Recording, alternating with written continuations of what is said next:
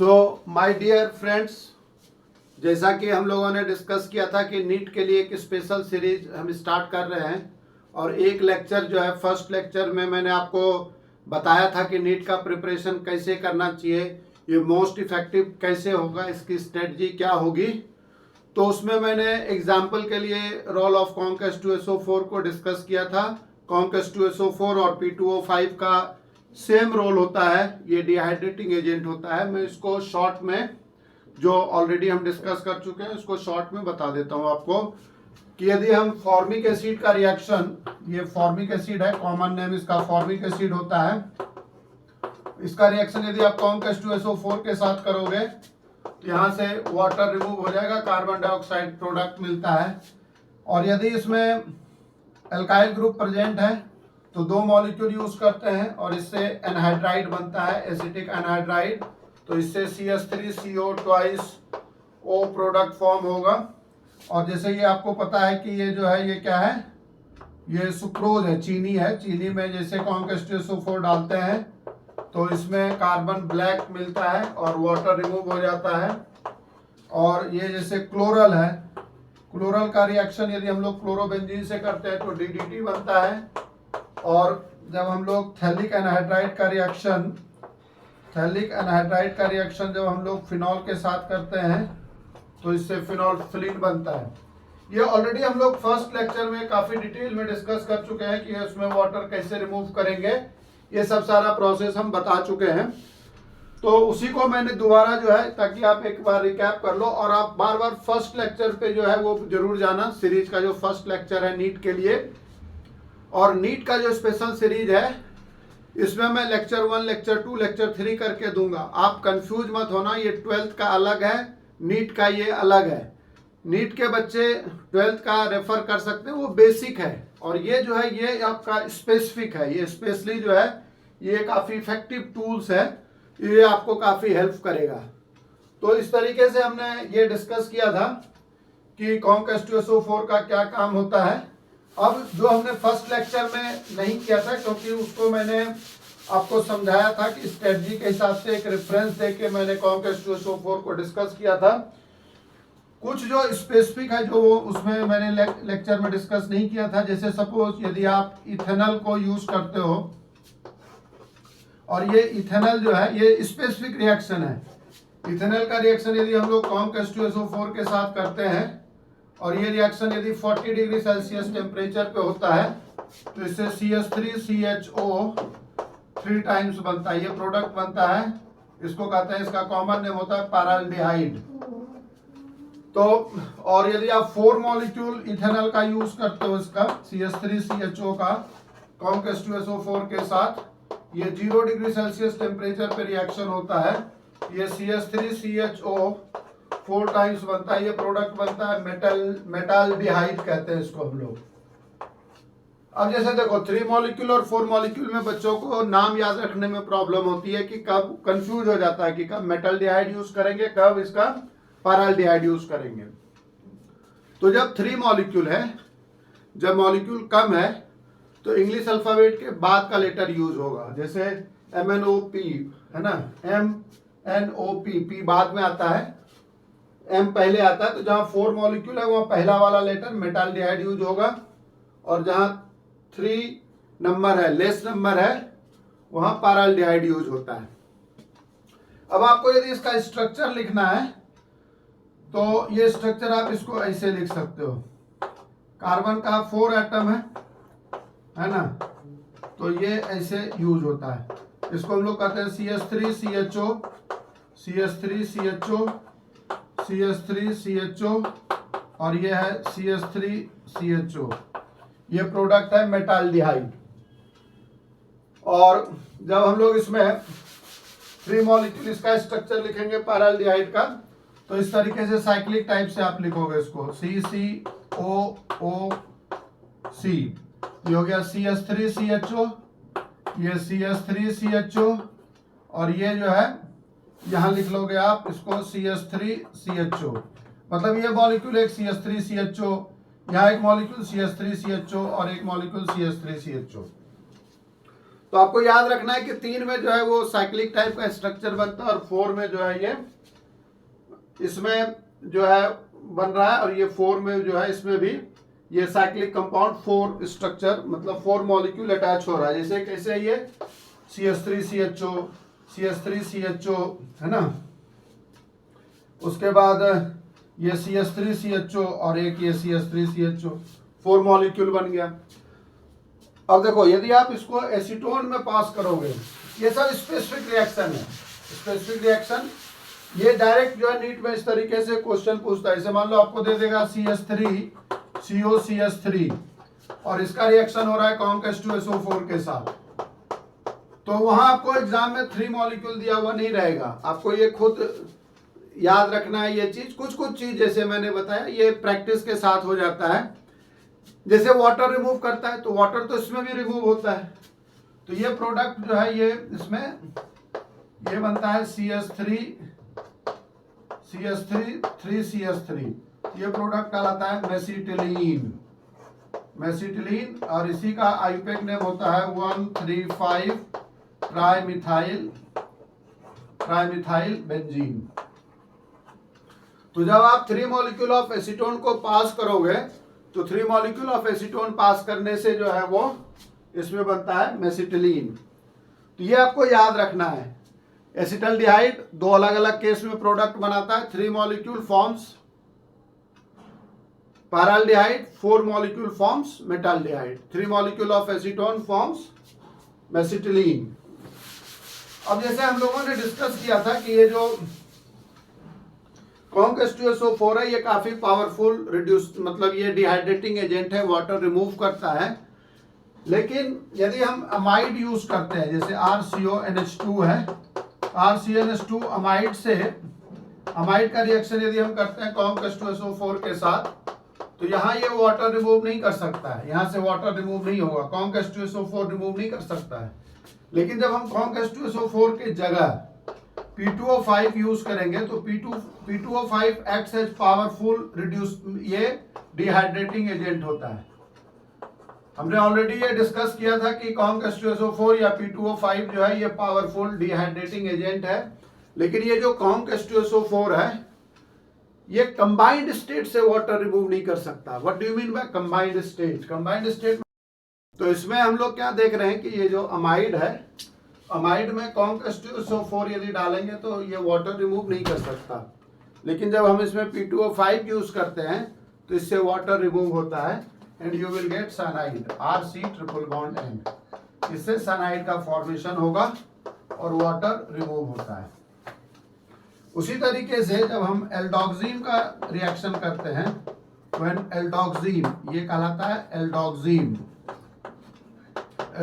का रिएक्शन जब हम P2O5 से करते हैं इससे वाटर रिमूव होता है, HOH वाटर रिमूव होगा and you will gate cyanide और वाटर रिमूव हो जाएगा।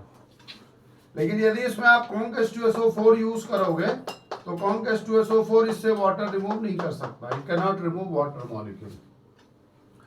जैसा मैंने बताया था कि कॉन्क H2SO4 से जनरली एक प्रॉब्लम होता है, तो आपको ये चीज ध्यान में रखना है कि जहां ये अमाइड होगा या एल्डोक्सिन होगा उससे कॉन्क H2SO4 वाटर रिमूव नहीं करता, P2O5 वाटर रिमूव करता है। अब इसमें अब नेक्स्ट जो है, चूंकि हम यहाँ रोल ऑफ H2SO4 यूज कर रहे हैं कॉन्क H2SO4, तो मैं एक स्पेसिफिक रिएक्शन भी यहाँ डिस्कस कर देता हूँ। ये काफी इंपॉर्टेंट रिएक्शन है। हालांकि ये रोल ऑफ कॉन्क H2SO4 नहीं है, ये रोल ऑफ डाइल्यूट H2SO4 है ना। इसके साथ ही हम डिस्कस कर लेते हैं role of dilute H2SO4 with 1 or 2% of Hg2 plus salt, Hg2 plus salt।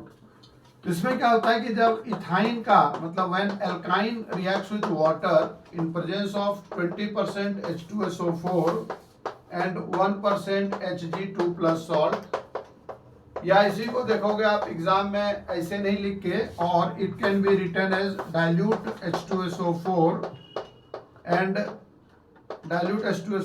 And very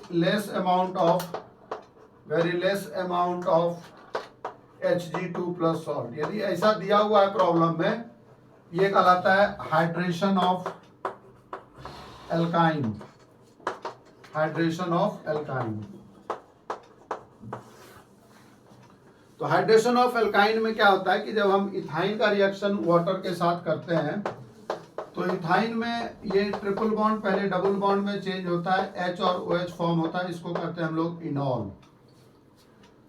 और आपको ये पता है कि ये टॉटोमराइज होता है, ये बॉन्ड जो है डबल बॉन्ड यहाँ शिफ्ट हो जाएगा और हाइड्रोजन यहाँ से माइग्रेट हो जाता है, यहाँ आ जाता है, ये बनता है CH3 C double bond OH। तो जब हम इथाइन यूज करते हैं तो इससे इथेनॉल बनता है। तो इथाइन जब आप यूज करोगे, when we use ethyne we get ethanol. और यदि हम प्रोपाइन यूज करते हैं CH3C triple bond CH and if it reacts with H2O in presence of 20% H2SO4 and 1% Hg2 plus salt। तो देखो आपको यहाँ क्या करना है, बेसिक प्रिंसिपल अप्लाई करना है। ये ट्रिपल बॉन्ड है, ये ट्रिपल बॉन्ड चेंज होगा किसमें, डबल बॉन्ड में, CH3CH डबल बॉन्ड CH। अब मार्कोनी कॉप्स रूल लगाना है आपको। ये जो ट्रिपल बॉन्डेड कार्बन है, इस कार्बन से एक भी हाइड्रोजन अटैच नहीं है। जनरली कंफ्यूजन हो जाता है शुरू में, बच्चों को लगता है कि इससे 3 हाइड्रोजन है, लेकिन ये हाइड्रोजन इससे अटैच है ही नहीं, ये कार्बन इस कार्बन से अटैच है, so there is no hydrogen. और ये जो ट्रिपल बॉन्डेड कार्बन है, इसमें एक हाइड्रोजन है, तो जिसमें हाइड्रोजन पहले अधिक है उसमें हाइड्रोजन ऐड हो जाएगा, और जहाँ हाइड्रोजन लेस है उसमें, जहाँ H नहीं है ये, तो ये डबल बॉन्ड COH हो गया। तो इसको कहते हैं enol product. Markovnikov's rule means poor becomes poorer. जहां नंबर ऑफ हाइड्रोजन लेस है वहां OH अटैच होगा और उसके बाद ये बॉन्ड इधर शिफ्ट हो जाएगा और हाइड्रोजन यहां चला आता है। You will gate CH3 C double bond O CH3। तो इससे क्या हुआ, इससे हमें एसीटोन मिल गया, CH3CO CH3 मिल गया। तो आपको ये चीज याद रखना है, ऐसे करके आप इसको बॉक्स में लिख सकते हो कि only ethyne gives ethanol and all other alkyne gives ketone, all other alkyne gives ketone. केवल एसिटिलीन जो है, जिसका आयुपेक नेम इथाइन होता है, ethyne only gives ethanol and all other alkyne gives ketone. अब इसे मान लो एक और मैं इसमें एग्जाम्पल दे देता हूं आपको, थोड़ा आसान करने के लिए, समझने के लिए चीजों को। यदि जैसे ये ring C triple bond CH है, फिनाइल इथाइन, इसका रिएक्शन यदि वाटर के साथ करते हैं हम, और यहाँ दिया हुआ एग्जाम में आपको dilute H2SO4 and Hg2 plus salt. तो पहले क्या करोगे आप, इसमें ये C triple bond double bond में चेंज होगा, poor becomes poorer, rich become richer.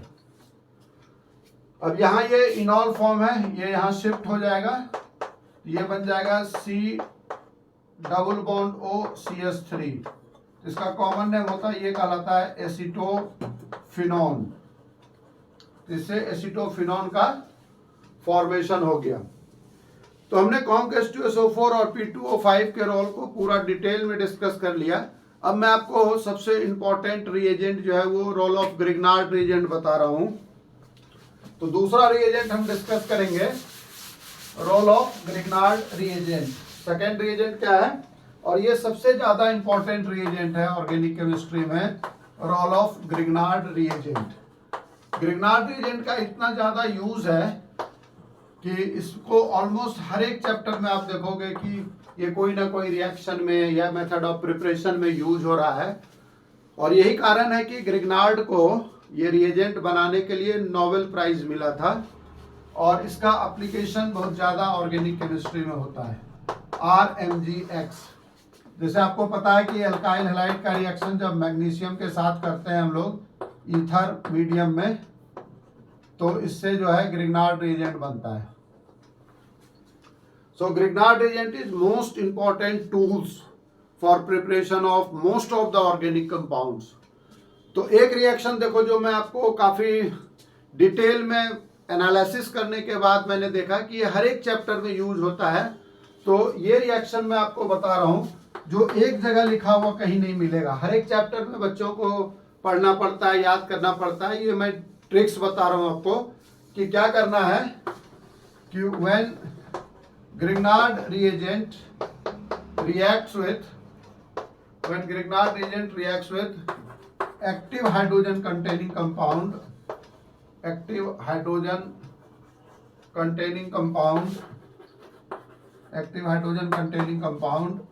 it forms alkane.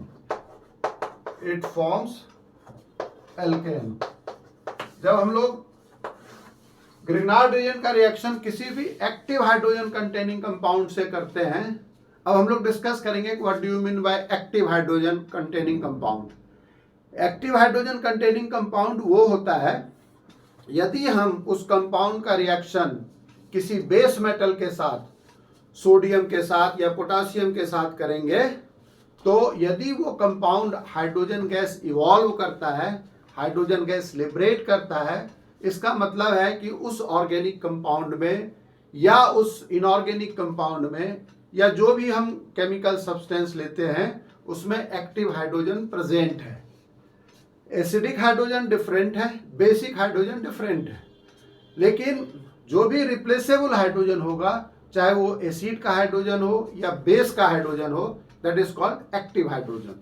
So when active hydrogen containing compound reacts with sodium or potassium with base metal, it forms alkane। तो अब मैं reaction बताता हूं आपको कि इसमें जब हम रिएक्शन करेंगे, जैसे सपोज ये हम कोई भी ग्रिग्नार्ड रिएजेंट ले रहे हैं, कोई एनी ग्रिग्नार्ड रिएजेंट, इसका रिएक्शन जब वाटर के साथ करेंगे, किसी अल्कोहल के साथ करेंगे, यदि ये रिएक्शन एसिड के साथ करते हैं, यदि रिएक्शन अमोनिया के साथ करते हैं, यदि रिएक्शन HCl के साथ करते हैं, यदि हम रिएक्शन अल्कोहल के साथ दूसरा अल्कोहल यूज करते हैं, यदि हम इसका रिएक्शन सेकेंडरी अमीन के साथ करते हैं, यदि हम इसका रिएक्शन प्राइमरी अमीन के साथ करते हैं, यदि हम इसका रिएक्शन इथाइन के साथ करते हैं, किसी भी वैसे कंपाउंड के साथ जहां active hydrogen containing compound present है। ये देखो, ये बहुत ही इंपॉर्टेंट चीज मैं आपको बता रहा हूं, इसको लाइटली नहीं लेना है आपको, क्योंकि ये मैं पूरा अपना एक्सपीरियंस जो है, और मैं ये कोशिश कर रहा हूं कि जो रिमोट एरिया में, गांव में भी बच्चे हैं, उनको भी ये बेनिफिट मिले। ये किसी बुक में एक जगह लिखा हुआ नहीं है, और ये काफ़ी इफेक्टिव टूल्स है जो आपको काफ़ी सपोर्ट करेगा। आप डायरेक्ट प्रोडक्ट को बिना रिएक्शन को याद रखे हुए, ये सीरीज काफ़ी यूजफुल है, काफ़ी हेल्पफुल है ये। तो यहाँ आपको क्या करना है कि ये जो कंपाउंड है ये केवल एक अपना हाइड्रोजन देगा। ये हाइड्रोजन केवल हमें चाहिए। ये हाइड्रोजन जो एक्टिव हाइड्रोजन है, जैसे ये ट्रिपल बॉन्ड CH है, मतलब इसमें एक साइड अल्काइल ग्रुप है, एक साइड हाइड्रोजन है। तो you will gate everywhere, you will get the same product. आपको क्या मिलेगा? एल्केन मिलेगा। अब ये देखो, करीब करीब पूरा ऑर्गेनिक केमिस्ट्री का जितना चैप्टर है, सारे का रिएक्शन जो है ग्रिग्नार्ड रिएजेंट के साथ हो रहा है, और ये आपको एल्केन दे रहा है। तो इसमें ये जो एल्काइल ग्रुप आएगा, ये ग्रिग्नार्ड रिएजेंट अपना R देगा, और ये जो एक्टिव हाइड्रोजन कंटेनिंग कंपाउंड है ये H देता है। So you will get alkane. Byproduct के बारे में बहुत नहीं सोचना आपको, क्योंकि आपको पता है कि इससे MgX रिमूव हो रहा है। मैग्नीशियम की वैलेंसी 2 होती है ना, एक R है, तो R तो इधर निकल गया एल्केन के, और इससे एक H निकला है। आपको याद क्या रखना है? आप याद रखोगे कि when Grignard reagent reacts with active hydrogen containing compound, it gives alkane, and alkyl group is taken from Grignard reagent. Alkyl group is taken from Grignard reagent, and hydrogen is taken from active hydrogen containing compound.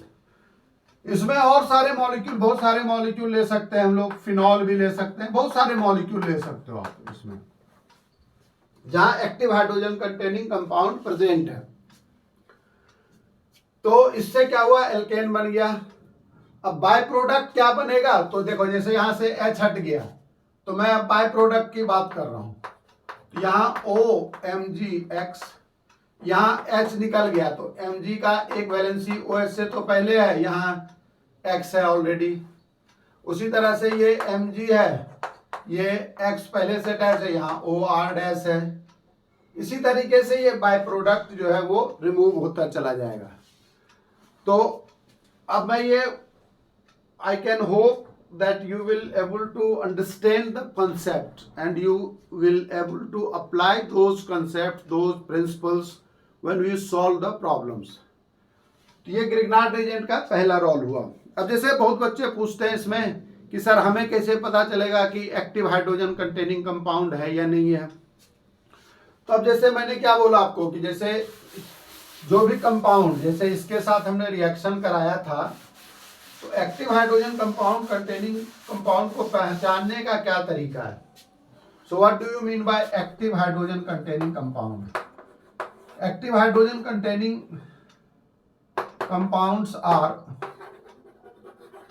compounds are those compounds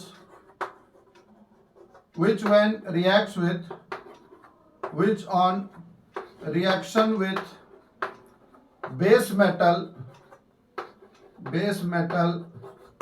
like sodium or potassium gives hydrogen gas।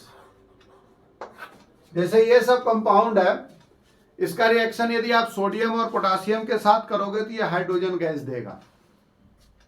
ये आपको पता चलने लगेगा बहुत आराम से कि sodium के साथ रिएक्ट करता है या नहीं करता है, क्योंकि ये बेस मेटल सोडियम के साथ, जैसे ये फिनॉल रिएक्ट करता है या वाटर रिएक्ट करता है या अल्कोहल रिएक्ट करता है या एसिड रिएक्ट करता है या पोटासियम ले रहे हैं, सोडियम ले रहे हैं, कुछ भी ले रहे हैं हम लोग, यू कैन यूज सोडियम और पोटासियम। तो इसमें क्या होगा, ये हाइड्रोजन गैस इवॉल्व करेगा।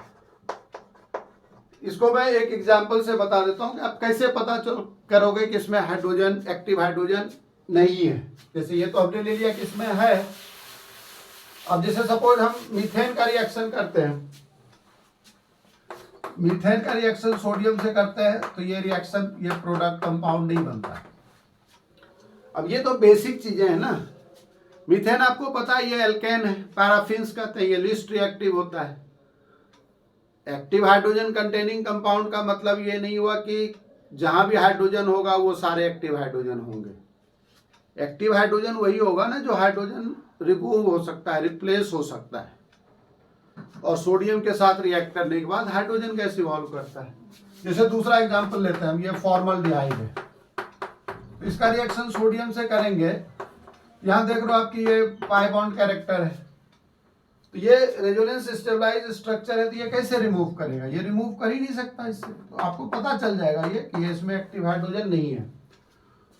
जैसे एल्केन हो गया, एल्कीन का हाइड्रोजन है या एल्डिहाइड कीटोन है, तो उसका हाइड्रोजन रिप्लेस नहीं होता, इसलिए ये बड़े कॉमन चीज है। तो ये हो गया रोल ऑफ ग्रिग्नार्ड रिएजेंट का पहला रोल देखे हम लोग। ये ग्रिग्नार्ड रिएजेंट जैसे मैंने आपको बताया कि ये काफी इंपॉर्टेंट रिएजेंट है, इसको काफी डिटेल में आपको समझना है, क्योंकि एक प्रॉब्लम तो 100% श्योर मैं आपको 100 नहीं 99.9% तो बता ही सकता हूँ कि एक प्रॉब्लम डायरेक्टली या इनडायरेक्टली ग्रिग्नार्ड रिएजेंट से होता ही होता है, चाहे वो कोई भी एग्जाम हो इंडिया में, कोई भी कॉम्पिटिटिव एग्जाम हो या बोर्ड एग्जाम हो, कुछ भी हो, वो डायरेक्टली इनडायरेक्टली जो है वो यूज होता है। अब दूसरा यूज कर रहे हैं हम लोग, ग्रिग्नार्ड रिएजेंट का क्या काम है।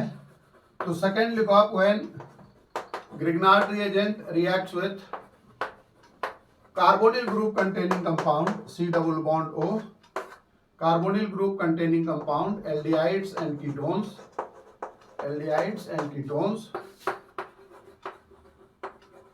first it forms addition product,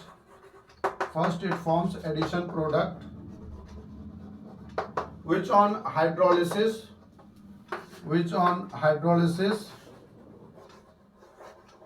gives alcohol। ये method of preparation of alcohol में भी यूज होता है, chemical reaction of aldehyde ketone में भी यूज होता है। तो आपको इसको रटना नहीं है, समझना है कि when Grignard reagent reacts with carbonyl group containing compound, carbonyl group containing compound क्या है, C डबल बॉन्ड O है। इसका रिएक्शन करते हैं हम लोग ग्रिग्नार्ड रिएजेंट के साथ RMgX के साथ। तो आपको पता है कि ये बॉन्ड ब्रेक होता है, यहाँ माइनस होगा, ये कार्बन प्लस होगा, मैग्नीशियम प्लस है, कार्बन जो है वो माइनस है। तो इसमें हम लोग क्या करते हैं, O के साथ MgX अटैच होगा और नीचे ये R अटैच हो जाएगा, मतलब एक पाई बॉन्ड ब्रेक हुआ, एक पाई बॉन्ड ब्रेक होने से 2 सिग्मा बॉन्ड का फॉर्मेशन होता है।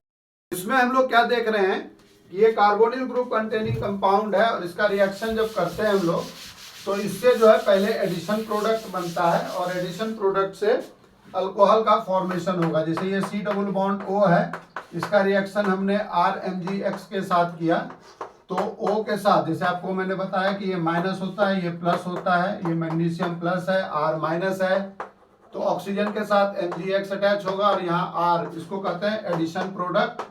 और एडिशन प्रोडक्ट का जब रिएक्शन करेंगे हम लोग तो इसमें ये जो भी कंपाउंड है O के साथ H अटैच हो जाएगा और यहाँ R है, तो इससे अल्कोहल बनता है। अब देखो आपको क्या करना है, यदि यहाँ HH है तो ये HH रहेगा, ये बनेगा प्राइमरी अल्कोहल। आप यहाँ सीधा कहोगे जी कि when formaldehyde reacts with Grignard reagent followed by hydrolysis we get primary alcohol. अब R H के बदले R ले लेते हैं, यहाँ R होगा, ये R होगा, तो RCHO है। All other aldehyde with Grignard reagent followed by hydrolysis, तो आपको सेकेंडरी अल्कोहल मिलेगा। और यदि हम यहाँ दोनों साइड R ले लेते हैं, मतलब ये कीटोन ले लेते हैं, तो कीटोन जब आप लोगे तो कीटोन से आपको क्या मिलेगा, ketone when reacts with Grignard reagent followed by hydrolysis you will gate tertiary alcohol. तो ऑर्गेनिक केमिस्ट्री में मेन चीज क्या है, ऑर्गेनिक केमिस्ट्री में एक ही चीज आपको समझना है कि भाई मेन फंक्शनल ग्रुप क्या है, फंक्शनल ग्रुप पे रिएक्शन कैसे होता है, और जो वैलेंसी है वो as it is carry out होगा। ये कैरी हो रहा है, ये जैसे पहले HS था तो यहाँ HH आया। तो मेन आपको फोकस करना है किस पे, फंक्शनल ग्रुप पे। तो एल्डिहाइड कीटोन में फंक्शनल ग्रुप क्या है, carbonyl group, C double bond O। तो इस तरीके से अल्कोहल का फॉर्मेशन होता है। अब मैं आपको यहाँ टिप्स बता रहा हूँ, ये ट्रिक्स बता रहा हूँ, इसको आप अप्लाई करो, इससे आप 10, 15, 20 इक्वेशन लिख सकते हो अपने आप से। जैसे फॉर्मल्डिहाइड ले लिए, इसका रिएक्शन कर दिए फिनाइल मैग्नीशियम ब्रोमाइड के साथ, या एसीटोन ले लिए, इसका रिएक्शन कर दिए इथाइल मैग्नीशियम क्लोराइड के साथ। तो अलग अलग प्रोडक्ट का जो है फॉर्मेशन करना है। ये मैं आपको टिप्स दे रहा हूँ, ट्रिक्स, ये आपको काफ़ी हेल्पफुल, मतलब ब्रॉड लाइन और डिटेल में भी डिस्कस कर रहे हैं हम। इसका आपको एग्जाम्पल भी दे रहा हूँ मैं कि इसमें कैसे फॉर्म होता है। अब जैसे थर्ड हम लोग डिस्कस करते हैं रोल ऑफ ग्रिग्नार्ड रिएजेंट का रिएक्शन, जैसे हम लोग करते हैं इसमें CO2 के साथ carbon dioxide. So when Grignard reagent reacts with CO2 it forms acid, इसमें कार्बोक्सिलिक एसिड का फॉर्मेशन होता है। जैसे ये CO2 है, C डबल बॉन्ड O, और इसका रिएक्शन करते हैं किससे हम लोग, RMgX के साथ, ग्रिग्नार्ड रिएजेंट। तो आपको पता है इसमें कि भाई ये C डबल बॉन्ड O है, तो C डबल बॉन्ड O जो है वो ब्रेक होगा, यहाँ माइनस होगा, ये प्लस होगा, ये मैग्नीशियम प्लस है, R माइनस है। कार्बोनिल ग्रुप में एक C डबल बॉन्ड O था, इसमें कार्बन डाइऑक्साइड में दो C डबल बॉन्ड O है, तो एक बॉन्ड एज इट इज रह गया, O के साथ MgX अटैच हो गया, यहाँ हमारा क्या है, R है। और फिर जब इसका हाइड्रोलिसिस करोगे आप, ये RC double bond O OH और ये MgOH बाहर हो जाएगा, रिमूव हो जाएगा। जैसे मान लो ये C2H5 MgCl है और इसका रिएक्शन CO2 के साथ करते हैं, तो ये पहले क्या, हम इसको एक्सपेंड कर देते हैं, C डबल बॉन्ड O, एक बॉन्ड ब्रेक कर दो आप, O के साथ अटैच हो जाएगा MgCl, और यहाँ जो दो बॉन्ड फॉर्म हुआ कार्बन के साथ, तो इसके साथ C2H5 अटैच हो जाएगा। फिर जब इसका हाइड्रोलिसिस करेंगे तो यहाँ से ये बॉन्ड ब्रेक होता है ना, यहाँ OH आ जाएगा वाटर का, यहाँ H हो जाएगा, तो यू विल गेट C2H5COH, इससे प्रोपेनोइक एसिड बन गया। तो पहला हमने डिस्कस किया role of active hydrogen containing compound के साथ ग्रिग्नार्ड रीजेंट का, दूसरा कार्बोनिल ग्रुप के साथ, तीसरा CO2 के साथ, फोर्थ जो है वो हम डिस्कस करते हैं CN के साथ। तो when Grignard reagent react with hydrogen cyanide, when Grignard reagent RMgX react with hydrogen cyanide, so इसमें क्या करेंगे हम लोग कि ये बॉन्ड ब्रेक होगा, यहाँ क्या होगा माइनस होगा और यहाँ क्या होगा प्लस होगा। तो यहाँ आप इसको माइनस प्लस लिख दो और ये प्लस है ये माइनस है। तो C डबल बॉन्ड N के साथ MgX अटैच हो गया, यहाँ R है और एक्सेस वाटर यूज करते हैं तो यहाँ से एल्डिहाइड बन जाएगा RC double bond H plus ammonia NH3 plus MgOHX remove होता है। उसके बाद फिर हम लोग इसमें जैसे देखो आपको ये याद रखना है कि भाई जब ग्रिग्नार्ड रीजेंट का रिएक्शन HCN से करते हैं तो इससे all other aldehyde except formaldehyde बनेगा। फॉर्मल्डिहाइड नहीं बन सकता इससे, क्योंकि फॉर्मल्डिहाइड में प्रोडक्ट में एक ही कार्बन है और जब आप ग्रिग्नार्ड रीजेंट यूज करोगे तो कम से कम कार्बन, एक कार्बन का तो लेना पड़ेगा R, और एक C जो है वो HCN में है। So you will get all other aldehyde except formaldehyde. और जब हम इसका रिएक्शन HCN से नहीं एल्काइल साइनाइड से करेंगे तो एल्काइल साइनाइड से जब रिएक्शन करोगे आप इसका तो एल्काइल साइनाइड से क्या होगा कीटोन बनेगा। तो RMgX with all other aldehyde except hydrogen cyanide, all other alkyl cyanide gives ketone. इससे कीटोन का फॉर्मेशन होगा, है ना। तो इससे क्या होता है कीटोन का फॉर्मेशन होता है। ये था हमारा फोर्थ नंबर जब हम ग्रिग्नार्ड रीजेंट का रिएक्शन RCN से करते हैं। तो इस तरीके से अब जैसे मान लो आपको यहां दिया हुआ है कि ये रिएक्शन जैसे C2H5MgCl है और इसका रिएक्शन करते हैं हम लोग CH3CN के साथ। तो CH3CN में ये बॉन्ड ब्रेक हुआ, CH3C डबल बॉन्ड N के साथ MgCl है और ये बनाएगा C2H5OH। इसका हाइड्रोलिसिस करोगे, एक्सेस वाटर यूज करना है आपने, यहाँ से बॉन्ड ब्रेक होगा तो you will gate ketone CH3C2H5 double bond O। अभी मैं आपको मैकेनिज्म नहीं बता रहा हूँ, मैकेनिज्म का मैं अलग से क्लास लूंगा, लेक्चर में मेंशन कर देंगे, वो काफी डिटेल में बताएंगे। अभी जो ज्यादा प्रॉब्लम पूछता है नीट में रिएजेंट के बेसिस पे, जहां बच्चे साल दो साल रिएक्शन याद करते रहते हैं और they are not able to finally reach the conclusion, उसके लिए मैं टिप्स बता रहा हूँ। ये काफी हेल्पफुल होगा। जैसे आप यहाँ इथाइल मैग्नीशियम क्लोराइड का रिएक्शन मिथाइल साइनाइड के साथ करेंगे तो इससे जो है कीटोन का फॉर्मेशन होता है। और फिफ्थ हम लोग डिस्कस करते हैं role of Grignard reagent with oxirane. Oxirane के साथ जब रिएक्शन होता है तो क्या प्रोडक्ट फॉर्म होता है। ऑक्सीरेन कहते हैं हम लोग इथिलीन ऑक्साइड को, और यही जब एल्काइल सब्स्टिट्यूटेड भी होगा तो यहाँ सिमिलर रिएक्शन, यहाँ बॉन्ड ये ब्रेक करेगा यहाँ से या यहाँ से, वो डिपेंड करेगा कि कहाँ से ब्रेक करना है। अभी ये सिमेट्रिकल है इसलिए कहीं से भी आप ब्रेक कर सकते हो।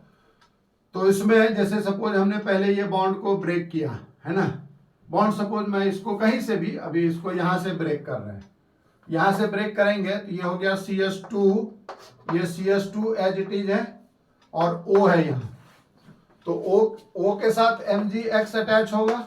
बेसिक प्रिंसिपल, सिंपल प्रिंसिपल लगाना है हमें कि भाई ऑक्सीजन क्या है माइनस है तो ये प्लस है, तो O माइनस है तो इसके साथ प्लस अटैच हो गया, ये प्लस है तो इसके साथ माइनस अटैच हो गया। इसका हाइड्रोलिसिस करेंगे तो यहाँ से बॉन्ड टूटेगा, ये हो गया CH2R और यहाँ OH बन गया, ये अल्कोहल बन गया। आप सब्सक्राइब जरूर करना और दूसरे बच्चों को, स्टूडेंट को शेयर जरूर करना। आप सब्सक्राइब करने से क्या होगा कि जैसे मैं रेगुलर भी वीडियो अब डालूंगा या जैसे गैप में डालता हूं तो आपको उसका नोटिफिकेशन मिल जाएगा।